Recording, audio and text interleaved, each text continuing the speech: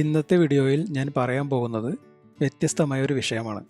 കഴിഞ്ഞ ദിവസം BBC-യിൽ ഒരു വാർത്ത വന്നിരുന്നു. ആ വാർത്തയാണ് ഈ വീഡിയോയ്ക്ക് ആധാരം. UK-യിലെ കെയർ ഹോമുകളിൽ ജോലി ലഭിക്കാൻ ഏജൻസികൾക്ക് പണം നൽകി പറ്റിക്കപ്പെട്ടവരുടെ വാർത്തയായിരുന്നു BBC നൽകിയത്. ഇങ്ങനെ കബളിപ്പിക്കപ്പെട്ട് UK-യിൽ കഷ്ടപ്പെടുന്നവരാണോ നിങ്ങൾ? എങ്കിൽ ഇതിനെതിരെ നിങ്ങൾക്ക് എന്തൊക്കെ ചെയ്യാൻ കഴിയും? ഇതാണ് ഇന്നത്തെ വിഷയം. ആദ്യമേ പറയട്ടെ, ഞാനൊരു സോളിസിറ്ററോ നിയമജ്ഞനോ അല്ല. പക്ഷേ എൻ്റെ അന്വേഷണങ്ങളിൽ നിന്നും ഞാൻ കണ്ടെത്തിയ അറിവുകളാണ് നിങ്ങളുമായി പങ്കുവയ്ക്കുന്നത്. ആദ്യമായി നമുക്ക് BBC-യുടെ വാർത്തയിൽ നിന്ന് തന്നെ തുടങ്ങാം. ഈ വാർത്തയിൽ പറഞ്ഞിരിക്കുന്നത് പ്രധാനമായ 2 വിഭാഗക്കാരെ കുറിച്ചാണ്. അതിൽ ആദ്യത്തേത് UK-യിലേക്ക് കെയറർ വിസയിൽ പോകുന്നതിന് പണം നൽകുകയും വിസ ലഭിക്കാതെ UK-യിലേക്ക് പോകാൻ കഴിയാത്തവരും അല്ലെങ്കിൽ UK-യിൽ എത്തിയതിനു ശേഷം ജോലിയില്ലാതെ നാട്ടിലേക്ക് തിരിച്ചു വന്നവരോ ആണ്. ഇവർക്ക് ഇന്ത്യയിൽ തന്നെ നിയമ പോരാട്ടം നടത്തുകയേ വഴിയുള്ളൂ. ഇതൊക്കെ നമ്മളിൽ മിക്കവർക്കും അറിയുകയും ചെയ്യാം. ഇല്ലെങ്കിൽ നാട്ടിലെ ഒരു വക്കീലിനെയോ പോലീസിനെയോ സമീപിച്ചാൽ വേണ്ട നിയമസഹായം ലഭിക്കുകയും ചെയ്യും. ഇനി അടുത്ത വിഭാഗമാണ് കബളിപ്പിക്കപ്പെട്ട് UK-യിൽ എത്തുകയും എന്നാൽ കരാർ പ്രകാരമുള്ള ജോലി സമയം ലഭിക്കാതെയോ ഇനി ചെയ്യുന്ന ജോലിക്ക് കൃത്യമായ ശമ്പളം ലഭിക്കാതെയോ കഷ്ടപ്പെടുന്നവർ. ഇത്തരക്കാർക്ക് നാട്ടിലെ പോലെ UK-യിലെ നിയമ നടപടികളെക്കുറിച്ച് അറിവുണ്ടാകണമെന്നില്ല. ഇനി ഉണ്ടെങ്കിൽ തന്നെ അതിനുള്ള സഹായങ്ങൾക്ക് ആരെ സമീപിക്കണം എന്ന് അറിയുകയും ഉണ്ടാവില്ല. ഇത്തരക്കാരെ സഹായിക്കുന്നതിന് വേണ്ടിയാണ് പ്രധാനമായും ഈ വീഡിയോ. ഇനി ഇങ്ങനെയുള്ളവർ അനുഭവിക്കുന്ന പ്രശ്നങ്ങൾ എന്തൊക്കെയാണെന്ന് നോക്കാം. ഒന്നാമതായി, കരാറിലുള്ള ജോലി സമയം നൽകാതിരിക്കുക. ഇത് UK-യിലെ നിയമപ്രകാരം ബ്രീച്ച് ഓഫ് കോൺട്രാക്റ്റ് എന്ന വിഭാഗത്തിൽ പെടും. 2. ജോലി സമയത്തിനനുസരിച്ചുള്ള വേതനം നൽകാതിരിക്കുക. ഇത് UK നിയമപ്രകാരം നാഷണൽ മിനിമം വേജസ് എന്ന കാറ്റഗറിയിൽ വരും. മൂന്നാമതായി, ജോലി സ്ഥലത്ത് നിയമപ്രകാരമുള്ള ഇടവേളകൾ നൽകാതിരിക്കുക. ഇത് UK നിയമപ്രകാരം ഹെൽത്ത് ആൻഡ് സേഫ്റ്റി എന്ന വിഭാഗത്തിലാണ് പെടുന്നത്. 4. ജോലി സ്ഥലത്തെ വിവിധ തരത്തിലുള്ള വിവേചനങ്ങൾ. ഇത് UK നിയമപ്രകാരം ഡിസ്ക്രിമിനേഷൻ അറ്റ് വർക്ക് എന്ന വിഭാഗത്തിലാണ് പെടുന്നത്. 5. അൺഫെയർ ഡിസ്മിസൽ, റോങ്ഫുൾ ഡിസ്മിസൽ എന്ന വിഭാഗം കൂടിയുണ്ട്. 6. കെയറർമാരെ എമർജൻസി ഷിഫ്റ്റുകൾക്കായി തയ്യാറാക്കി നിർത്തുന്ന അവസ്ഥ. ഇതും ഹെൽത്ത് ആൻഡ് സേഫ്റ്റിയുടെ കീഴിലാണ് വരുന്നത്. 7. മുന്നറിയിപ്പില്ലാതെ പ്രൊബേഷൻ പീരീഡ് നീട്ടൽ. ഇതും ബ്രീച്ച് ഓഫ് കോൺട്രാക്റ്റിൻ്റെ കീഴിലാണ് വരുന്നത്. 8. മതിയായ വിശ്രമമില്ലാതെ തുടർച്ചയായ ഷിഫ്റ്റുകൾ അസൈൻ ചെയ്യുക. ഇതും ഹെൽത്ത് ആൻഡ് സേഫ്റ്റിയുടെ കീഴിലാണ് വരുന്നത്. 9. പലതരത്തിലുള്ള ഭീഷണിപ്പെടുത്തൽ. ഇത് ത്രട്ടനിങ് എന്ന വിഭാഗത്തിൽ പെടുന്നു. 10. അടിമകളെപ്പോലെ ജോലി ചെയ്യിക്കൽ. ഇത് മോഡേൺ സ്ലേവറി എന്ന വിഭാഗത്തിൽ പെടുന്നു. ഇനി ഇതിനെല്ലാം പുറമെയാണ് എംപ്ലോയ്മെൻറ്റ് കോൺട്രാക്റ്റിൽ പറഞ്ഞിട്ടില്ലാത്ത കാര്യങ്ങൾ ചെയ്യുന്നതിനുള്ള സമ്മർദ്ദം. ഉദാഹരണമായി ഡ്രൈവിംഗ്. ഇതും ബ്രീച്ച് ഓഫ് കോൺട്രാക്റ്റിൻ്റെ കീഴിലാണ് വരുന്നത്.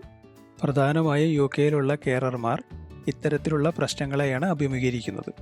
ഇനി ഇത്തരത്തിലുള്ള പ്രശ്നങ്ങളിലൂടെ കടന്നു പോകുന്നവർ എടുത്തിരിക്കേണ്ട ആദ്യപടി നിയമസഹായം തേടുക എന്നുള്ളതാണ്.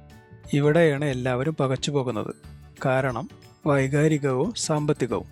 വികാരങ്ങളെ മാറ്റി നിർത്തിയാൽ പണച്ചെലവില്ലാതെ ഇത്തരം പ്രശ്നങ്ങളെ മറികടക്കാനുള്ള 1-2 മാർഗങ്ങൾ ഞാൻ പറഞ്ഞുതരാം.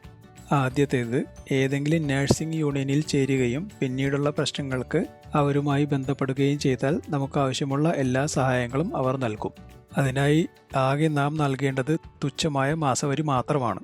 യൂണിസൺ, RCN എന്നീ സംഘടനകൾ ഇതിന് ഉദാഹരണമാണ്.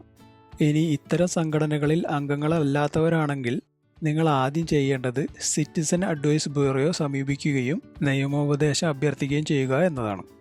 ഇനി ഇതുമല്ലെങ്കിൽ നിങ്ങൾ ജോലിസ്ഥലത്ത് ഏതെങ്കിലും തരത്തിലുള്ള പ്രശ്നങ്ങൾ നേരിടുന്നവരാണെങ്കിൽ the advisory conciliation and arbitration service അഥവാ ACASനെയാണ്.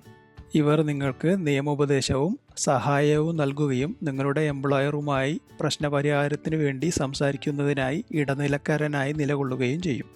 ഇനി പ്രശ്നം അവിടെയും തീർന്നില്ലെങ്കിൽ എംപ്ലോയ്മെൻറ്റ് ട്രൈബ്യൂണലിലേക്ക് റഫർ ചെയ്യുകയും ചെയ്യും.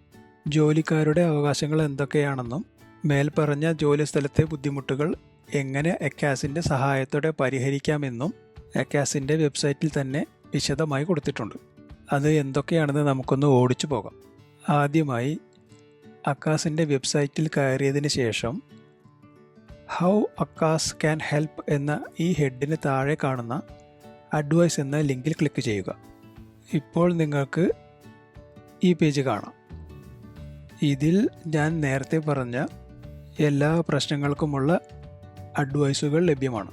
ഇപ്പോൾ ഉദാഹരണത്തിന് പേ ആൻഡ് വേജസ് എന്ന ഈ ടാബ് എടുത്താൽ ആദ്യം കാണുന്ന നാഷണൽ മിനിമം വേജസ് ഒന്ന് ക്ലിക്ക് ചെയ്യാം. ഇവിടെ നിങ്ങൾക്ക് UK-യിലെ നിലവിലുള്ളതും ഏപ്രിൽ 2025 വരാൻ പോകുന്നതുമായ വേതനവുമായി ബന്ധപ്പെട്ട എല്ലാ വിവരങ്ങളും നൽകിയിട്ടുണ്ട്. ഇനി നിങ്ങൾക്ക് ഇപ്പറഞ്ഞ വേതനം ലഭിച്ചിട്ടില്ലെങ്കിൽ ഈ കാണുന്ന ലിങ്കിൽ ക്ലിക്ക് ചെയ്ത് മുന്നോട്ട് പോകാം. ഇവിടെ ഇതിനെതിരെ ജീവനക്കാർക്ക് എങ്ങനെ പ്രതികരിക്കാം എന്ന വിവരങ്ങൾ ഇപ്പോൾ നിങ്ങൾക്ക് കാണാം. ഇനിയിപ്പോൾ അക്കാസിൻ്റെ അഡ്വൈസ് പേജിലേക്ക് തിരികെ വന്നാൽ ഈ പേജിൽ ഏറ്റവും താഴെയായി കാണുന്ന അക്കാസ് കോഡ് ഓഫ് പ്രാക്ടീസ് എന്ന ഈ ടാബിൽ ക്ലിക്ക് ചെയ്താൽ വിവിധ തരത്തിലുള്ള, അതായത് ഇതുമായി ബന്ധപ്പെട്ട് വിവരങ്ങൾ ലഭ്യമാണ്. ഇനി ഇത്രയും അറിഞ്ഞതിൽ നിന്ന് നിങ്ങൾക്ക് എംപ്ലോയർക്കെതിരെ പരാതിയുമായി മുന്നോട്ട് പോകണം എന്ന് തോന്നുകയാണെങ്കിൽ ഈ വെബ്സൈറ്റിലെ അഡ്വൈസ് ടാബിന് തൊട്ടടുത്തായി കാണുന്ന ഈ ഡിസ്പ്യൂട്ട് റെസൊല്യൂഷൻ എന്ന ടാബിൻ്റെ താഴെ കാണുന്ന ഏർലി കൺസിലിയേഷൻ എന്ന ടാബിൽ ക്ലിക്ക് ചെയ്യുക. അതിൽ നിങ്ങൾക്ക് എങ്ങനെ പരാതി ഉന്നയിക്കുക എന്ന വിശദമായ വിവരങ്ങൾ നൽകിയിട്ടുണ്ട്.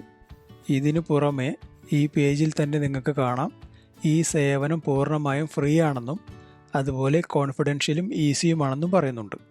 ഏകദേശം 6 ആഴ്ചകൾക്കുള്ളിൽ തന്നെ ഇതിനൊരു മറുപടി അക്കാസിൽ നിന്ന് പ്രതീക്ഷിക്കാം.